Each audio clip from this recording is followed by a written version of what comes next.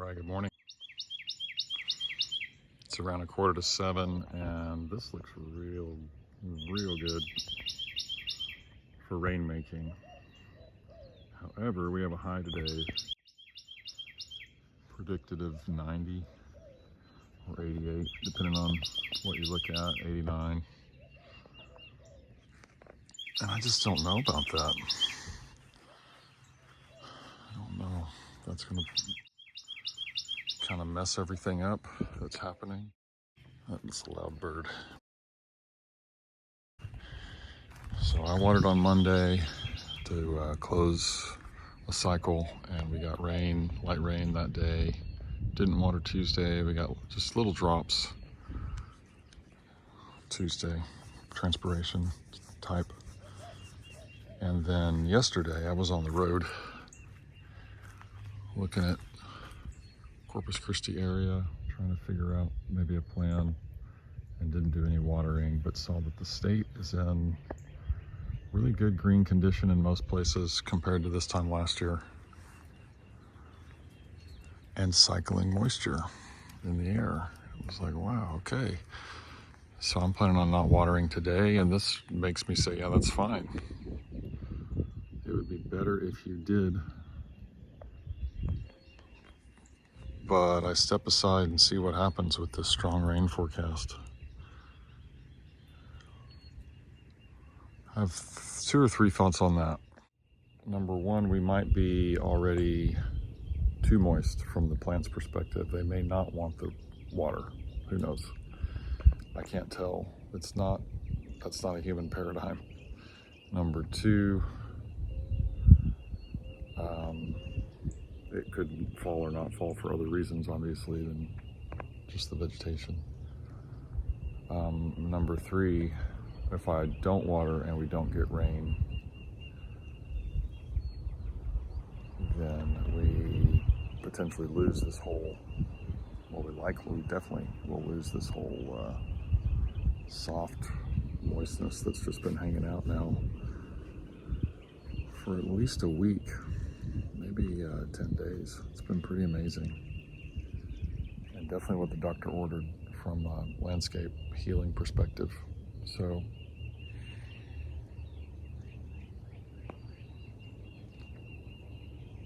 have to sort of sort it out. There is transpiration moving around right now in the moist air under the gray clouds. They look much more dense to the human eyeball than they do to the camera eye.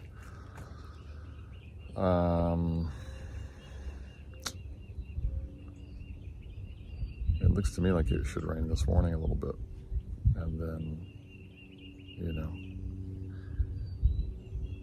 because I have so much other stuff to do, I'm not watering today unless it just starts to seem like it's so damn hot. I better put the truck in gear and go do it. So that's where I'm at, on the fence, as always, waiting for signals.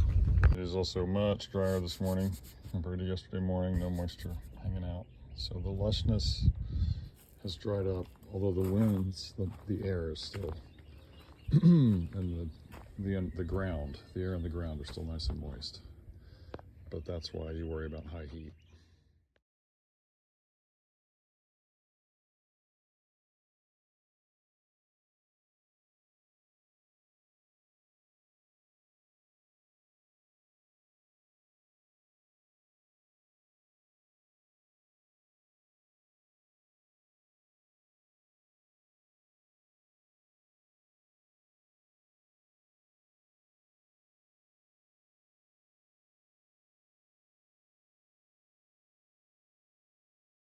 Okay, it's around 10:30 a.m. This white light finally has come back.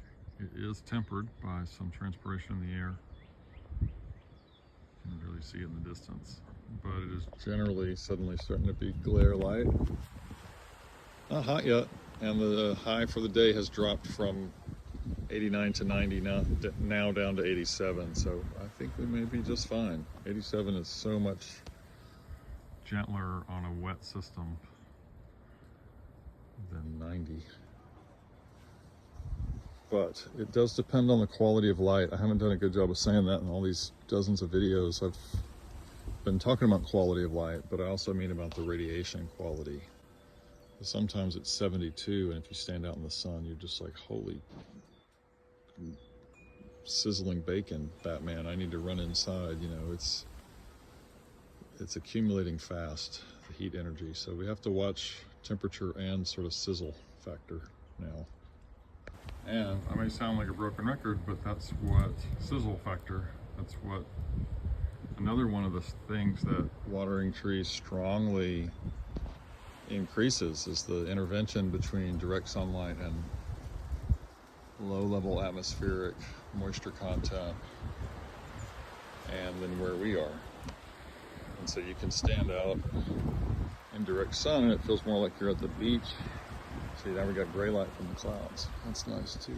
There's not much cloud. Just gray up there. But these things that block that scalding, searing, burning sunlight. It's warm on my feet, but not hot, of course. It's only 10:30. It's windy today. That can be bad. That can cause transpiration fields to get blown away. That can cause stomata, I'm sure, to close up, and the trees just sort of hang in there for the duration. And these winds are definitely more powerful than the trees are at the moment. So I'm not going to predict anything other than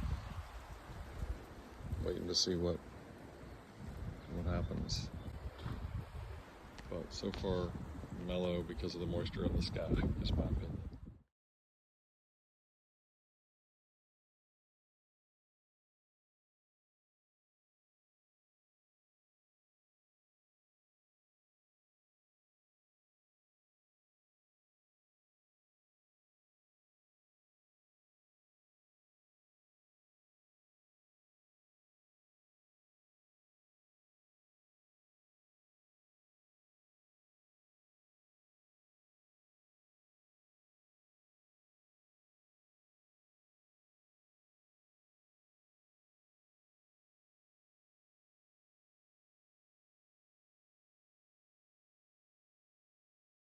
It's about 6 p.m. I am just happily shocked. Shocked, I tell you. There's still 80% chance of rain in the forecast. It didn't feel hot today. Whatever it was supposed to be didn't. No 89. Barely an 87. Definitely not 90. It's almost chilly right now. And the windiness has been different. It has been less catastrophic. I guess that's because there's just more moisture in the system. I think that long tail of light rain had a very deep rehydrating effect because the system does not seem to be much phased. And the forecast sure hasn't shifted today. I mean, by that I mean the system just seems to be kind of happily surface dry and root moist. Still budding, still young leaves growing today. No problem. The winds. Not any new debris. That's from the other day before the rain.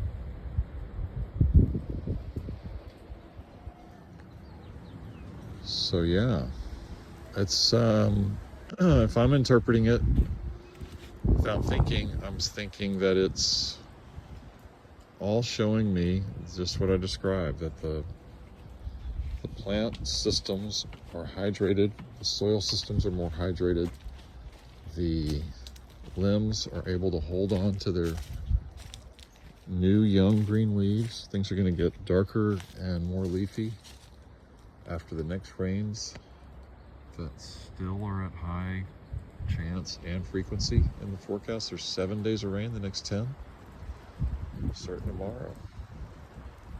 80% chance of rain. I mean, it's just like heaven, kingdom. We're here. So I was just talking to my friend Laura about it. It's like we are living in the Garden of Eden, people.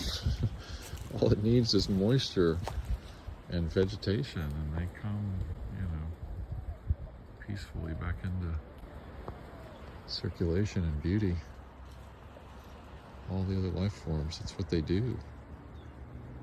Blah, blah, blah, blah, blah. It's very exciting. Very comfortable day. Not a stressful day. Didn't remove the rain-making capacity, it appears. And so things are now better than I thought they were. They were worse than I thought they were for the first 10 or 12 days of the 13 of watering. And now they are better after probably 12 days of rain in the last 15, and 9 of those charted. So cool. All right.